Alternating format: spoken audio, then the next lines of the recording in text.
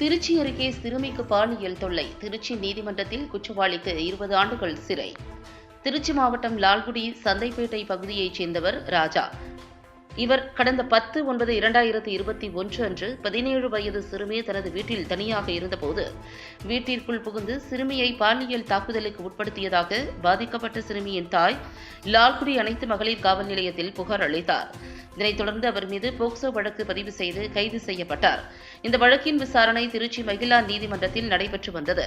வழக்கில் அரசு தரப்பு வழக்கறிஞராக சுமதி ஆஜராகி வாதிட்டு வந்த நிலையில் இன்று திருச்சி மகிளா நீதிமன்ற நீதிபதி சண்முகப்பிரியா குற்றவாளி ராஜாவுக்கு 20 ஆண்டுகால சிறை தண்டனையும் ரூபாய் 25,000 அபராதமும் விதித்து தீர்ப்பளித்துள்ளார். இதனைத் தொடர்ந்து குற்றவாளி ராஜா திருச்சி மத்திய சிறையில் அடைக்கப்பட்டார்.